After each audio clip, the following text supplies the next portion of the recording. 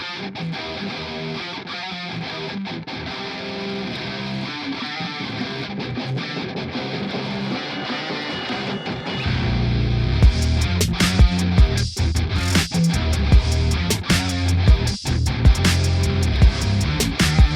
Pick Podcast, Picks and Perspective with Chris Johnson. Episode 32 with Fred Armisen. You know him from Saturday Night Live, Portlandia, and a whole host of movies and shows. He's an amazing drummer, a great guitar player, and one hilarious dude. Check out his music on the Players Pick Podcast playlist on Spotify. Amazing. Well, welcome, Fred. Hi. Are we going already? Yeah, we're recording. We're Great. going. Hello. Hi. Welcome to Players Pick Podcast. Hi. I can't believe you're kicking it here, talking to me about guitars and picks and stuff. That's amazing. I'm happy to do it. I think when you first approached me to do this, I started to think about where guitar picks were in my life. I was like, okay, let me try to think of how much of a presence they are. Mm-hmm. So there's enough of it, or plenty of it, so I'm happy to talk about it. Yeah, what would be your first memories of a guitar pick? And do you remember did somebody give you one or advise you on what to use in the very first days? I have a strange relationship with guitar picks in that when I play guitar, I mostly don't like to use guitar picks. I like to just use fingers. Okay. Mostly. Once in a while, if there's some punk stuff to go faster, but I use guitar picks mostly for when I play bass. Bass, I love having a guitar pick. Oh. But guitar, sometimes I do it now, and only recently did I start learning that I really like them thin. Really thin ones. And I'm kind of copying Bob Mould. Bob Mould explained to me that he's like, oh, I use the thinnest picks. And then he showed me how I'm name dropping. Yeah, that's cool. So he showed me. He was like, look, because he goes really fast and he plays so loud. So I got it in my head. I was like, oh, I also use thin guitar picks, meaning I just copied him. But then I think I really do like them thin because the thicker they are, the harder it is for me to really be intricate with it. So a thin just seems to work better, if anything. Otherwise, I'll just do. I do like sort of finger picking with just fingers, or just. I almost feel like, oddly, it's my fingernail that'll make the noise. Like your thumbnail type thing, or I think my first index finger. Oh yeah, because it's the one that in the downstroke, right? Yeah, that's the one that'll sort of get the most noise. But if it has to be fast, I'll use a pick. Got it. And in the early, so when you first started playing guitar, you didn't even really worry about having a guitar pick necessarily, or I kind of can't remember. I knew that I would use one, but it's like whatever tortoiseshell thing was around. Here's my guitar pick, and then but I'm mostly a drummer. Mm-hmm. That's the instrument that I really chose to play. But guitar has always been the co-pilot, the second instrument. Right. And then just over the years, I would just grab whatever pick is around. And now that I feel like I'm playing guitar more than ever, I just try to buy as many picks as I can because they're so elusive, they get lost, and that I sort of keep stashes of them everywhere. I'll put them a bunch on my amp. I'll put a bunch in a guitar case, a bunch in another guitar case. They're just around the house. Even though mostly I'll just use it if I pick up a bass or something. I love the bass so much. Nice. It's such a weird instrument that I don't really have a handle on, which is why I like it. It is amazing, I have to say, just the rumble of it in general. Yeah. It kind of it's a visceral reaction that I feel internal, especially if you got it turned up a bit. Yeah. Yeah. I like its role. I like the logic of why it exists. Mm-hmm. And I always feel bad because I sometimes I won't notice a bass player, and then I'll sort of make myself watch the bass player. Unless, of course, they're doing a lot. Whenever they start doing a lot of, I like show offs with instruments. and especially with bass. So you like it when there's a bass solo? I love it. I like anything along the lines of like Leroy Gorman he's from Bow Wow Wow. Okay. Always going crazy on the bass, and Janet Whistle, Mike Watt, Flea, just people who are like Paul McCartney, people who like really going off on the bass. I'm always a big fan of that. Fan of Victor Wooten and all? Or Yeah. Stuff? It's so funny. I see him on YouTube a lot. Okay. He seems to be like the go-to of like, this is the guy. The slap kind of like show off type of thing. Yeah, but I love it. Yeah, it's cool. I mean, there's a bunch of interesting slap type players out there now. There's this one other guy that's actually out of Nashville as well, named Evan Brewer. Is a younger kid that's taken a lot of what Victor has done and like really made these big loops with it. Like he's like a solo artist, so he'll do this really crazy like kind of noise percussive loops on the bass, and then like do these melodic lines over it. And he's really interesting. I'll send you a link to. So is that his live show? Like he'll go out, plug in the bass, yeah. Does he do vocals over it? No, only the bass. Yeah, because he's so wicked on the bass. Everybody just flocks to like it's just one big bass solo. It's like a big layering. I'm already a fan. Yeah. And you said Nashville. Is he country based? He's not country. He's actually heavy metal based, like super death metal based. He was in a band called Faceless for a long time. Wow. And they're just like heavy tech prog metal, like singing and screaming, just, 9, 10 different kinds of different signatures in one song. Like really interesting stuff if you can kind of dig into that and handle it. But he's been on a few other bands, but like his solo career, he's got 2 albums out. It's been a while since he's hit the road, but like he's a good friend, and he's just like one of those interesting guys that came from a interesting background and kind of really made something really neat and musical with the bass as a solo instrument. Ooh, that's so cool. Yeah, so I'm excited to. That's so funny. I haven't heard him, and I'm already a fan of his. Evan Brewer. Yeah, I'll make sure that you get set up with that for sure. Okay, thanks. What you said? John Entwistle was one of your other. Yeah, he's fantastic. Right. What an incredible mark on music he is. Yeah, yeah. And, when he was around, it was easy to take him for granted. Like, oh, yeah, he's just around and this great bass player. And now I'm like, it's hard to find, versions of him in newer bands. Only in that I haven't seen them yet. But I didn't mean to say he doesn't exist. But, like, sure. I've got to dig harder to find that kind of bass player, to see that influence in the newer generation. But by the way, I didn't mean it as like it. I love new music and like bands that are around now. I'm just looking for who that bass player is. This bass player who plays on Kate Teague's record is really good. I forgot his name, but he's really good. And there's another band called Frankie Rose that has some great bass playing in it. And I think the band Real Estate has some great bass playing too. I'll have to check out all 3 of those. Yeah. I don't know any of those. Yeah. That's awesome. Yeah. And so I know that drumming is your primary thing. And like I think it's really funny because I think you had mentioned somewhere saying that like citing John Bonham as a reference was like kind of like a weird thing to do as a player, like, because everybody loves Bonham. Yeah. In that.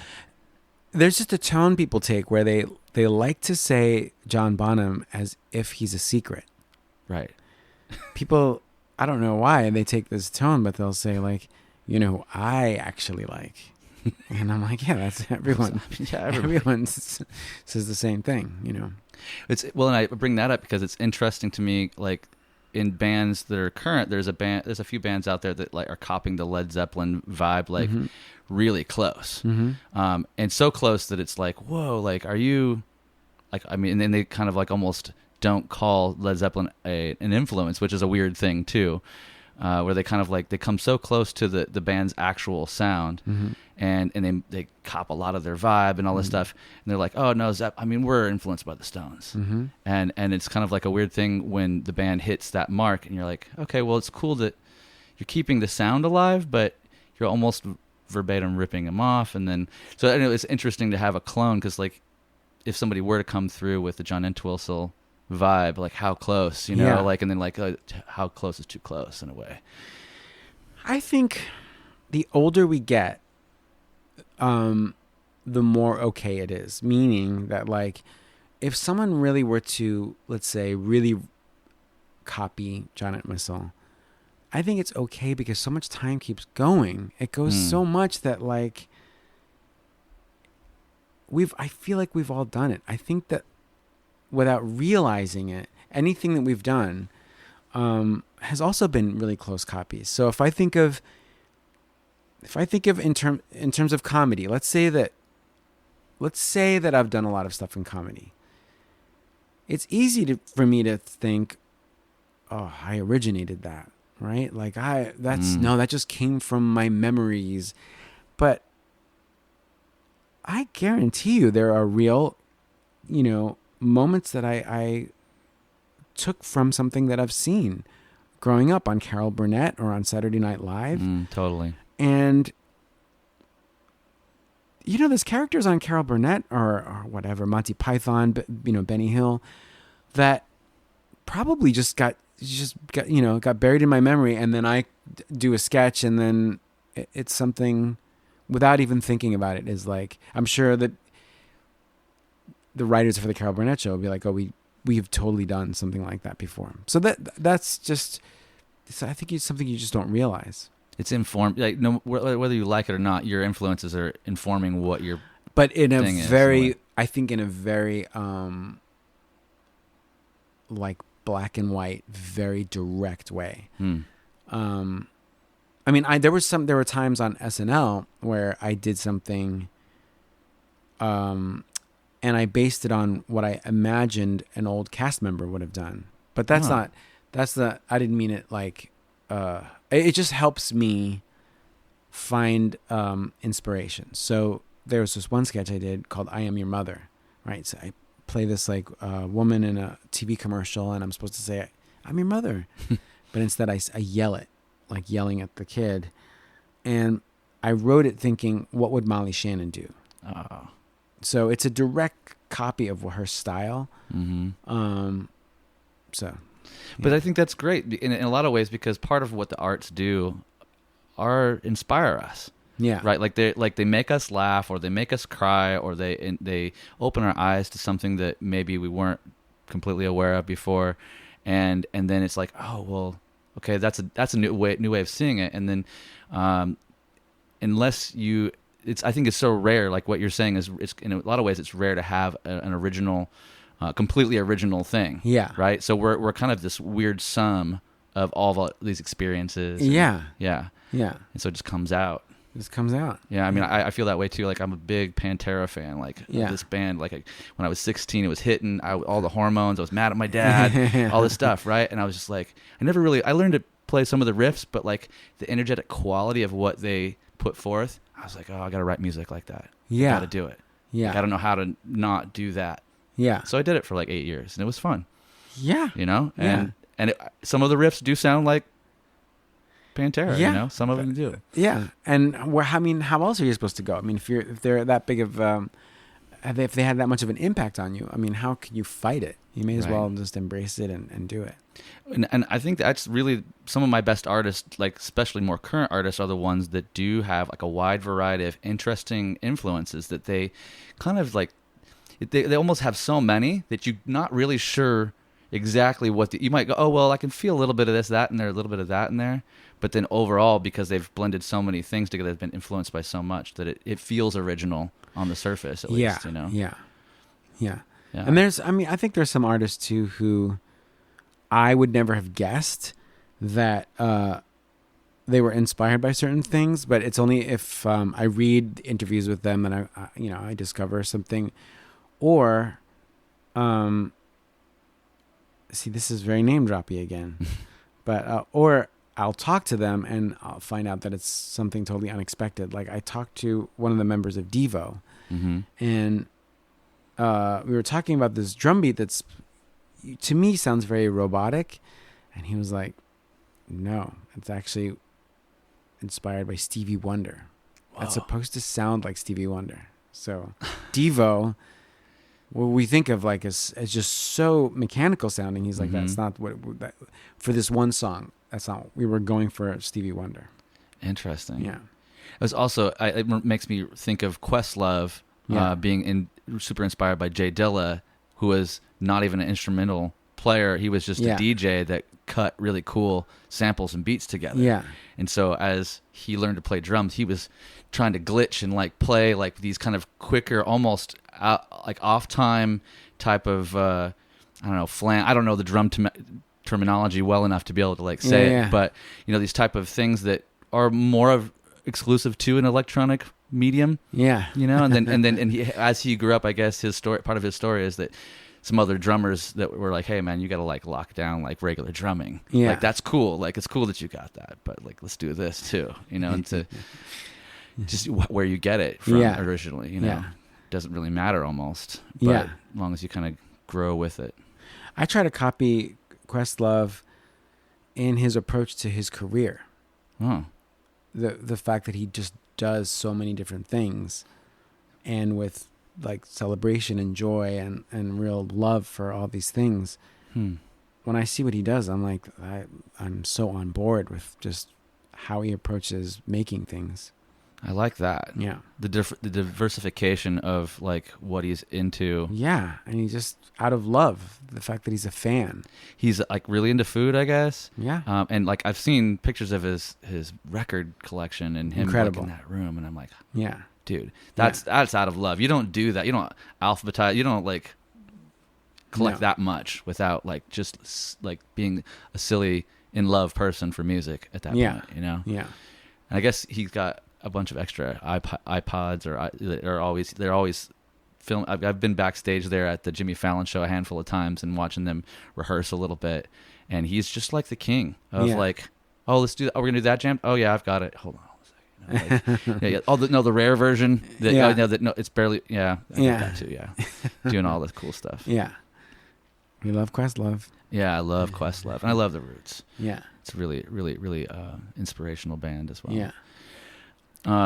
So thinking about, I mean, you have such a wealth of experience, as we were kind of talking about, like doing all these different things. Like, I'm curious, like what gets you through the day? Like, do you have like an anchor of some kind in life? Is there like a workout? Is there a meditation? Or is there any, like, do you have like a formula of any kind? Or yeah, I mean, I suppose like the anchor or the sort of meditation zone is my morning coffee. So I like to get up early, and I have grape nuts with almond milk and blueberries and strong coffee. And that, it's a very important time for me. So if I travel, I make sure to find that time, no matter what time I have to wake up. Maybe like an hour, maybe, of like, I need this time to just, I'm not doing anything, kind of answering emails, but still not quite yet. It's mostly thinking time and getting my thoughts together.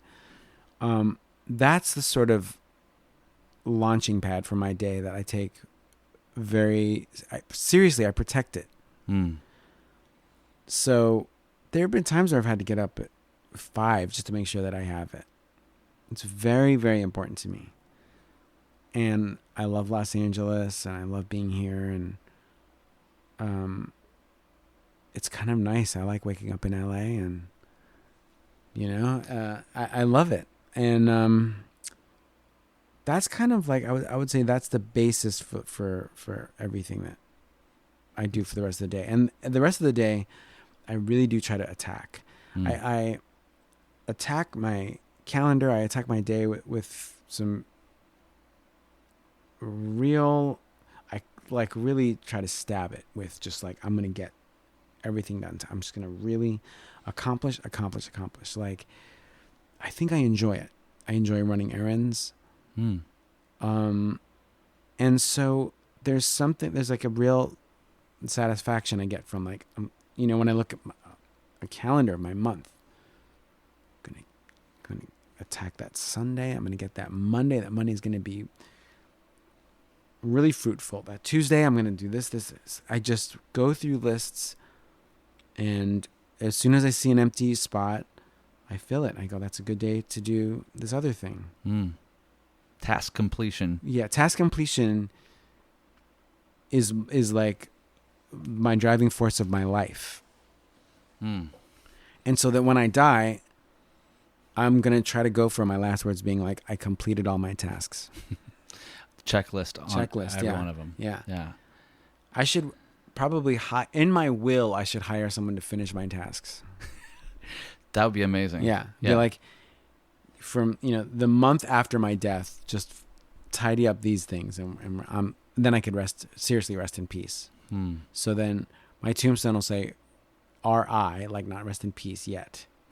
Rest in. And then as soon as that stuff is done, I'll get that person to come in And put the P and in. the P in. Yeah. That's amazing. What do you think happens when we die?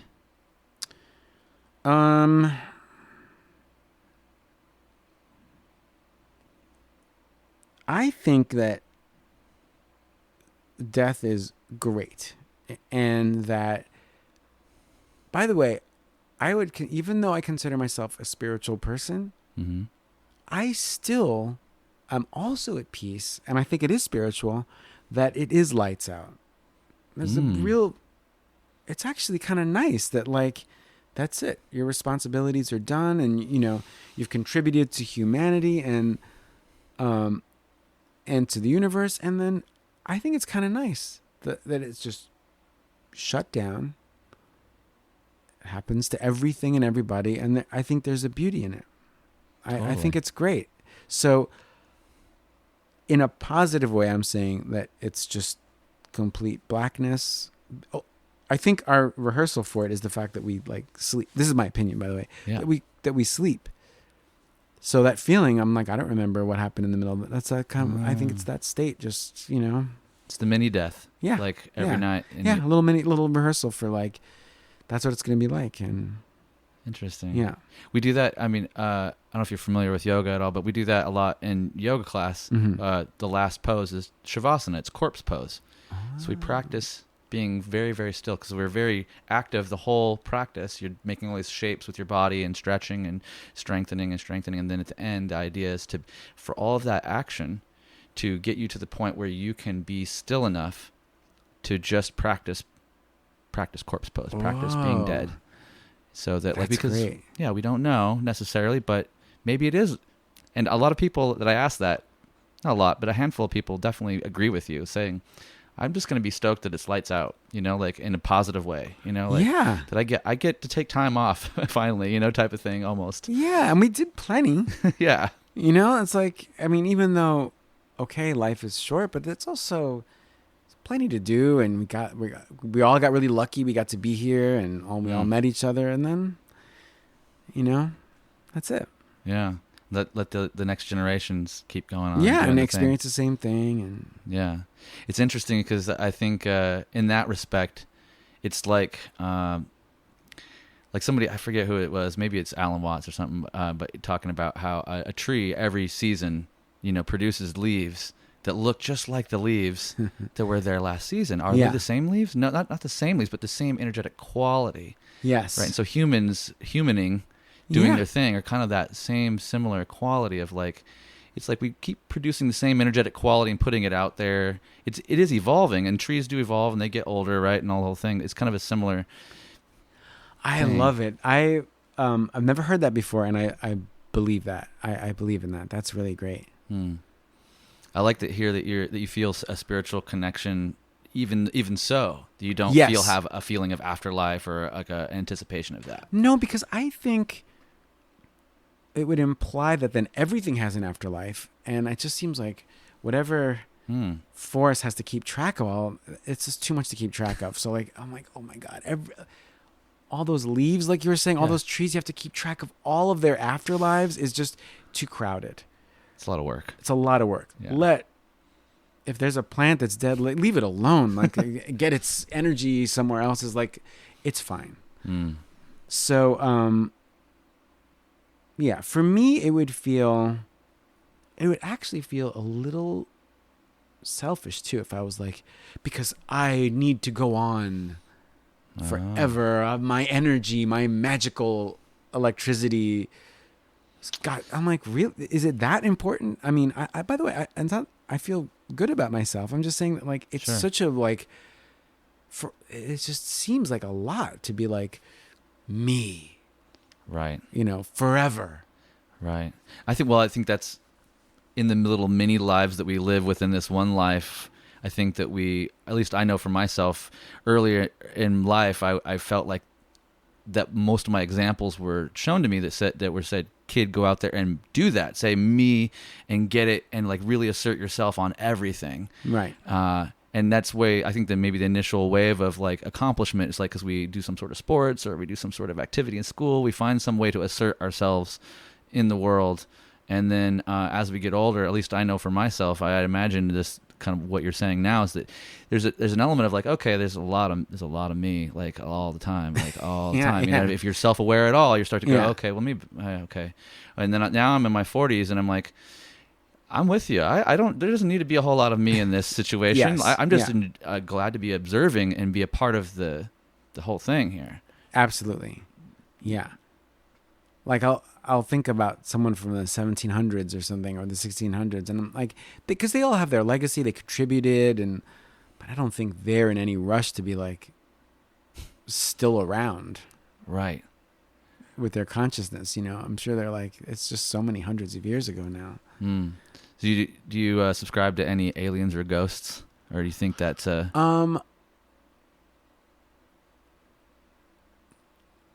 No, but this is going to be a confusing answer. It's okay. But I really love anything having to do with vampires and Dracula, and I keep my house as scary as can be. Really? Yeah, I like it real goth. Wow. And so, even though I don't believe in the logic of ghosts, I don't believe in for their own sake that they would want us to hang around some house. Okay, that's part A. Okay. I just feel like if they have the ability, they'd just go up to mountains or something. Right. Do something else. That said, someone who was helping me move into my house commented that and I respect everyone's beliefs. And she said, I feel like there's like a dark presence of ghosts in the basement. And because it's a very, so she offered, like, do you want me to get rid of them? So even though I don't believe in them, I was like, no, because I'm like, if they want to hang around, why do I have to be the only person in the house? True. If there's ghosts, knock yourself out. You want to hang out? There's room for you. In fact, great. If you want to keep this place busy, why does this have to be, I didn't build this house. True. So I bought 4 tombstones, smaller ones at Hollywood Forever. And I put Ghost 1, Ghost 2, Ghost 3, Ghost 4, and I put them in my backyard. I'm like, if you want to hang out, these are yours. So it's confusing. So I don't believe in them, but if they're there, please hang out and be scary. Ghosts should be scary. That's their job if that's what they're going to do. Totally. Yeah. So I'm like, so I made those for them, and it's so 2 different answers, but I stand by them both. That's legit. I think that's really fun way of honoring the like, because we have there's a societal kind of belief, like kind of like a thing around it, right? So like Yes. so it's almost like, even if it's not real, like there's an etheric quality to like the collective belief in it, Which has power. Right. So it's almost in a weird way, it's like it's honoring, well, hey, if it is great. If it's not, that's fine. I was not worried about it anyway. Yeah. But this, all the idea of real estate being like, it's all my real estate. It's like, so like, if they were here before me, by the way, it's probably theirs. Correct. So yeah. Yeah, that is a really strange thing. How, the whole modern owning land and houses and property and the whole thing. It's cool. Yeah. Don't get me wrong. It's very cool. We're happy about it, but it's just like, yeah. But going back to your alien question. Yeah. What do you believe? Because I don't know what to believe. The alien thing is, I think I don't like the word. Yeah. Because it it means science fiction, and it's got like you've got a silly image in your head. Sure. But the universe is huge. But then also, what do you believe? I think yes. I think on some, I mean, there's just too many opportunities out there. We kind of know that there's just too many opportunities. Like the possibility of us being alone feels a little bit kind of like insane, right? A little insane. I'm like, the size of the universe is so big, we actually can't conceive of it or measure it. Mm-mm. So I'm like, if it's that big, why would there not be something else? It's just something, even if it's nothing like us at all. But there's definitely something out there somewhere doing something. So I believe in just that basic concept. But I also think of like the many worlds or many like the multiverse. Like I think in the quantum physics and a lot of this stuff is kind of starting to kind of prove it in its own way that the logical part of it is probably there. Mm-hmm. There's probably many other worlds where this podcast is like actually your podcast, and I'm coming to your place to do it. All these different ways. Yeah. And I kind of see and feel that on a more of an intrinsic level in the way that I kind of feel towards energy in general. That thinking that if this world and this universe was put into motion by some great cosmic bang or whatever started the thing in motion, we're still a part of that. We're still, that energetic quality is still moving all through the universe, through this little tiny planet and around the solar system. And within the confines or the concept of energy and the way consciousness seems to be manifesting itself here, it just feels like, if you can think about it, then it exists. Yes. Yeah. And that part of it kind of, so that's my little bit. So that, if that's alien, if it's not alien, I don't know, but like that's mini worlds theory, aliens. Answer's kind of yes, but obviously I don't know. Right. I'm with you on that. I think the only thing I don't believe in is the personality they've applied to what they think an alien is. When I hear stories of them secretly visiting one group of people, and that's too human for me. That sounds too, like when it's like they only went to this one area or this one building. I don't think that just seems a little, that part is hard for me to believe. I don't think it would be as like secretive as that. I think it would more out in the open. Yeah, why would they play games? Right. Like, well, we at 3 a.m. we only we had this light shining on this one. That's too little. I just, if anything, it would be like raining jellyfish for like, it would be just something interesting. It would be something that is not how we, perceive. Yeah, meetings to go. They would be like, something that's outside our normal scope. Yeah. That would actually be alien. Yeah, they're like, I can't think of them like landing even. Like landing is like, that's human. The idea of landing. I do think it's interesting that, because I follow a lot of ancient civilization stuff. I don't know if you're familiar with the author Graham Hancock, but he did this book a while back called Fingerprints of the Gods, and he's not the first guy, but he's one of the major players in the search for the lost civilization that influenced all the ancient civilizations that we know, the pyramid culture, right? So there's tons of pyramid culture around the world, and there's tons of the same math happening on all these same places. There's tons of astral alignment to stars and constellations. So that these ancient peoples all had this high knowledge that we don't want to credit them with, essentially. Right? And so that's what kind of develops the theory of Atlantis, that there was some other civilization that was lost to our history of any kind that influenced, that kind of like they were the great builders, or they had some sort of high technology that cut these huge megalithic stones with perfection, total perfection, without having the wheel around, like all that type of stuff. So that part of it also like begs, and there's a lot of like scriptures and like all these things that kind of like, when you look at them differently, they kind of indicate that there was being visited by aliens. So that part of it's kind of interesting to me. Again, I have no clue if any of that is. But I think some of those ancient civilizations, they made some mistakes. Their mistakes were this: their fashion, right? Because because they depicted themselves in like loincloths on things. We have no respect for them. I'm like, you guys have to have like some sort of like, you should have known better and like dressed up in like, 100%. some sort of uniform, some sort of like at least a sort of jumpsuit. Something to make us feel like you're official. Exactly. Like, So they're even their own depictions of them. I'm like, put on some shirts, put on some like I can't. It's hard for me to take your pyramid seriously when you guys are carrying on like that. And then I suppose also anyway, I agree with you. Yeah, that stuff is all curious to me.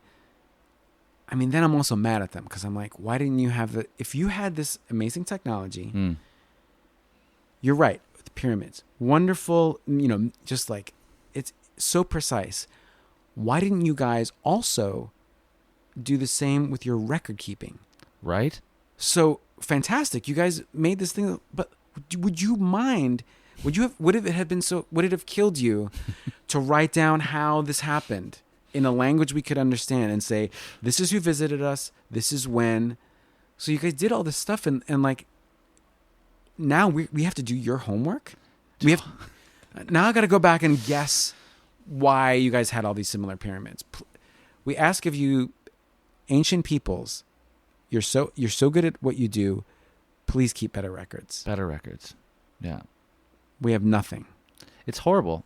Yeah. Yeah. The records are bad. Yeah. This is a good insight. I like that. Yeah. They kind of screwed up in a few places. And now we know. They really did. Yeah. It's something that humans are also usually good at because they brag. They're like, oh, we took us, this was, established in this time. And this is the president who did it. And this is the king who did it. And these guys are just like some hieroglyphics, some vague hieroglyphics. You guys figure it out. Yeah. Yeah. Really, really interesting train of thought too. Just thinking about the day-to-day lives of these people, kind of in a way that you are like, why, what they were missing in the whole civilization was a couple of key things to like the legacy actually be, what they would probably would like it to be all these thousands of years later, right? Yeah. Yes. Just a few things. Just a couple of things. Yeah. So if they time traveled to now, they would be appalled at like how we just don't have the right idea of it. And I would be appalled at them. I'd be like, you guys, we had nothing to go on. So what if they were almost a lot like us, and they had a bunch of paper laying around, and then the flood came and the fire came, and I suspect that's what happened. I think, and that's what's going to happen to us because it keeps happening all the time. And I'm not saying anything that revolutionary. Sure. Hard drives just, they get lost. We are terrible at record keeping too. I think we think that we're good, but film from the 20s, it's all, exploding and disintegrating. So you're right. I think their answer would be like, yeah, we had we left it right here. And then it's just not here anymore. It's not there. It's sand. And then we'd be like, okay, you tried. You're right. We're sorry. Yeah. And then they would start to explain in a way that would be almost borderline boring, where they'd be like, oh yeah, no, we had a whole list here and so-and-so did this and so-and-so. And then we'd be like, okay, we get it. Yeah.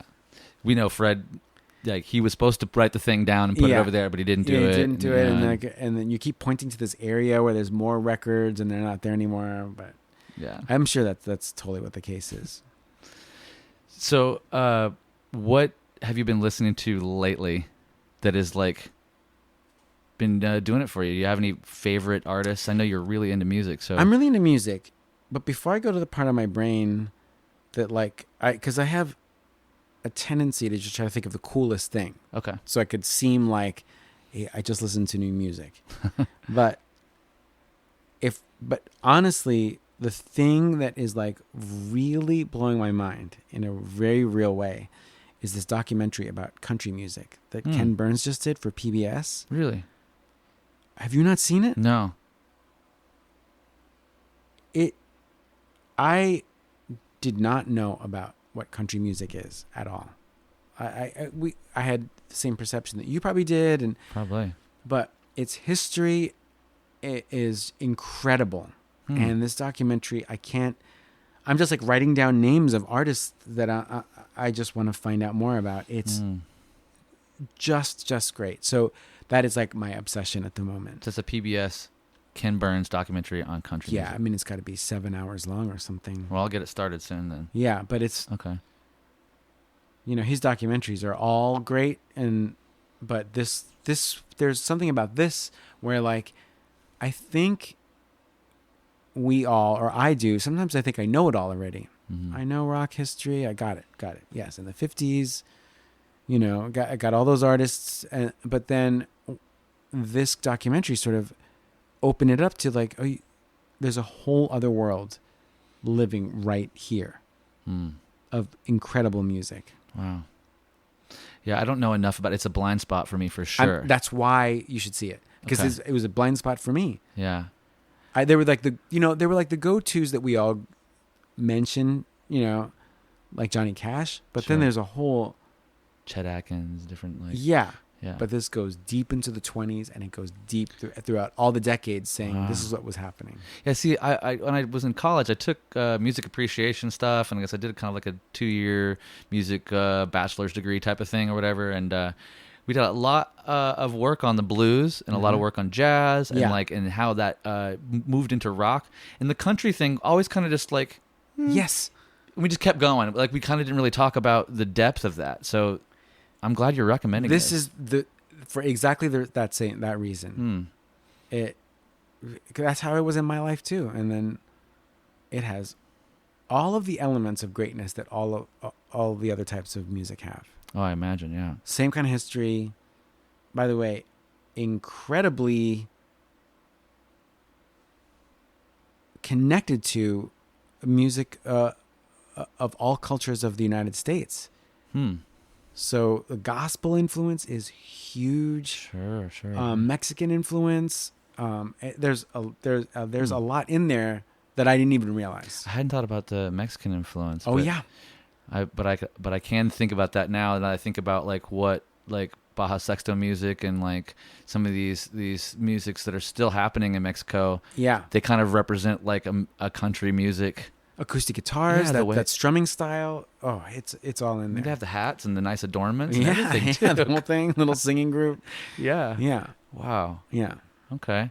Well, that's on the list. Yeah. So that's the one thing that I could say before, instead of these are the cool bands that I'm listening to. Sure. That is what's really affecting the way that I think of music. Okay. And that's what I like about music, is that no matter how old I get, there's always some new thing that I hadn't thought of before. I agree. I'm just being in the industry for a decade or so, and like kind of being a scout of sorts, like always looking for what the trend is kind of turning over. So, because part of my job has been putting brands, like just like pulling in the right people to like be associated with a product, and like, oh, they fit, they're already using that thing. Here, let's just go give them support so that they have the thing, and that we have like a little extra marketing, and you're kind of trying to keep your finger on the pulse of the thing. And it's funny because in the last 5-6 years, I just watched myself obviously get older and go, oh, the things that I thought were super other. Okay, the kids are doing new stuff, like, wow, like I thought the guitar was going to be, not obsolete, but like I think every generation in some ways, like whatever their instrument is, they probably go, oh, well, it's all been done. I've seen it all now. Like I thought the same thing, but it's not possible. It's not true. Not true. And bands continue to blow me away. Yeah. So it's good news. I kept thinking, I really thought, I was like, it's going to be laptops. It's all going to be laptops. I'm not going to, guitars will disappear. And I see some great guitar players now. Mm-hmm. Not that I would have been mad. I was like, here come the laptops. Not the case. Well, didn't we? We definitely thought that in the 80s. Like, I mean, there was a big wave, right? So the 80s really thought, guitars kind of going away, synthesizers, yes, V-drums. We thought that. And tube amplifiers. No, we're going to get rid of the tube amplifiers. No, we were wrong. Totally wrong. Totally wrong. And then I remember, you had 90s come in, and that brought all of it back. Yeah. They said, no, we're going back and getting our dad's stuff. We're bringing it out of the closet. We have a Marshall stack. We've got like Les Pauls. And then there's even another wave like towards the end of the 90s going into 2000s where solid state, just for guitar amplifiers, solid state like modelers, Line 6 came out and did a lot of things where they're like emulating all the thing. This thing right here, this fractal, like this is like got every amplifier known to man like basically in it, like emulated. All the cabs simulated. I've got like David Gilmour's clean tone on, or like his perfect lead tone in there. How did they label it? Did they source it from him or imitation? Some of the stuff is sourced from the artists. Some of it they just recreated, like tone matched it, like just went back and expertly did every little thing. So some of it is like in cooperation, but some of it is just like, I mean, I don't know if David Gilmour is going to take the time to talk to these guys, but a lot of big artists use them, and that's kind of where we're at today. It's interesting. I have a tube amp right there behind you, but I have this thing because it goes directly in here. I can sound like a full Marshall stack on 12 at 3 a.m. in the morning. I don't have to worry about my neighbors, right? No. So there's an interesting thing. Now I run them both, but there was a time where, oh, no, it's only going to be tube amps, or it's only going to be solid state. We went back and forth, back and forth. Yeah, same thing with drums, same thing. Did you ever own your own V kit? You have like electronic? Oh kit? yeah, I think they're great. And when I've been to like music stores recently, they keep like perfecting it. Oh man. So yeah, it's pretty great. And I think people who play in like arenas and stuff, I think they really do use them, sort of, but with like regular shells. Sure. I can't tell what the right move is, like to make them look like pads or to make them look like drums. I actually can't. I don't know what the right way to go is, but sometimes when I talk to like civilians, normal people, they barely notice the difference. I'm like, did you see that? That's like that's an electronic kit, and they kind of don't know, which is like kind of nice. I'm like, I do overthink like, oh man, what people are thinking of what a drum set is. We overthink the whole thing. Oh yeah. That's why I really love your comedy for drummers and for musicians and the whole deals. Obviously, because there's a lot of us that attend these type of things that are just going to watch the musicians for the musician's sake, and we're picking the whole thing apart. We're like, oh, he didn't use that guitar on last tour. It doesn't even sound right. He should be using a single coil on that. I know. What is he doing? I know. I do. We do that whole thing. Yeah, and then other people are like, what are you talking about? Yeah.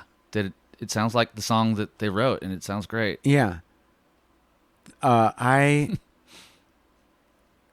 think this is good. I mean, I don't mind it, but like I've been watching videos of the recent Who tour. Okay. And the drummers using all V drums or Rolands or whatever. What, the Who is? Yeah.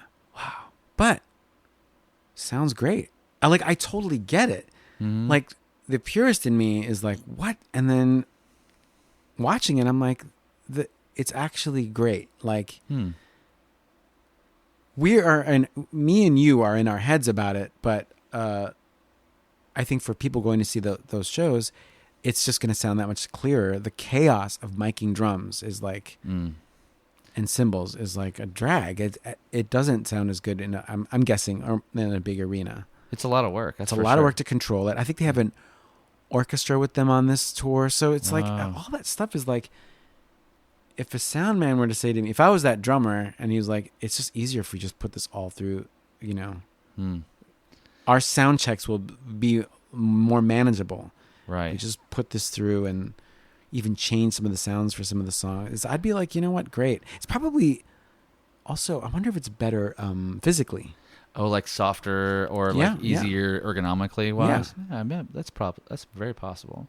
I wonder about like the band, like the classic bands that like we grew up with. Like, for example, if all members of Zeppelin were kept moving forward or whatever, would Bonham have would he have had a V drum kit? I think in the 80s or something. From when I worked at SNL, what I've discovered is that there's a lot of just sort of like, I think a lot of drummers will use both. Right. There's this sort of mix of live drum combined with something else, or some pads. Best of both worlds. And I get it. It makes sense to me too. Yeah. Because I always would sneak back and be like, okay, what are they really doing? Yeah. So there'd be like this combo that's which also makes me feel dumb because I'm like, well, duh, of course they're gonna like use everything they can. It's like it's not too far off from this type of unit too, because there's in that like I don't know if you probably remember back in the day that Roland made these big guitar synths, and they still make them. They're really interesting. If you ever come across any, Mm-hmm. because I really want one. Oh, You know which ones I'm talking about? The one that like the neck is connected by a bar. yes. If you ever see one, I am looking for one. Okay. I love those things. I mean, who knows how antiquated they are now? There was one for sale a while back, Oh yeah, and I didn't get it. But I am definitely looking for one. I'll of pick. those. If I see it, I'll pick it up. Yeah. for you. In fact, maybe you can explain to me now. How do I get this sound? Is it through an old brain? Do I have to use its old brain? And does the brain live in the guitar, or is it a separate unit? I believe that I'll have to go look it up and figure out what that name of that unit is, but I know which one you're talking about, and I Yeah. believe it does have a brain that kind of like goes with it somehow, Okay, great. like a module. Oh, I really, really want it. I mean, I bought a set of Simmons, a drum set. So cool. It's fantastic. Yeah. But I think of it sometimes as like, hey, this is going to be futuristic, and it is actually very old. Right. The feel of the pad, I just, I imagined it was going to be smooth. The feel of the pad is like, by the way, I love it. I'm giving it a high mark, Sure. but it is an old instrument. So the sensitivity there is no sensitivity. It's just one, it's one hit no matter how hard you hit it. It's like, it's not sensitive. Right. So it's only like there's no dynamic in it. As it I hits. think it probably thinks it has it, and it does not. Got it. Limited sounds and bigger and clunkier than you think, because there are those hexagons, and I Yeah. thought, hey, that'll fit in my drawer. Sure. But no, they're thick. And then do they have the recoil to bounce at all, or is it kind No, of it's material like, kind of it's like like not like it is. It is pretty much like soft plastic or hard rubber, like not. It almost like a plastic garbage can kind of thing. Got it. Like if I hit it acoustically, it's like it. There's no way it does not hurt your wrist after a while. Crazy. I love it, but oh my god. Yeah, they've got a very classic sound at this point. They've been used in all these different ways, right? I mean, it's so much fun, but oh my god. Wow. Well, I really appreciate you taking the time to hang out and do this with me. Oh, I appreciate it. Thank man. you. Players Pick Podcast, Picks and Perspective with Chris Johnson. This episode of Players Pick Podcast brought to you by our good friends at Jim Dunlop Guitar Products, Kiesel Custom Guitars, Mackie Headphones and Mixers. Sound design by Drew the Drew. Voiceovers by the amazing Minnie Joe. I've been your host, Chris Johnson. Until next time.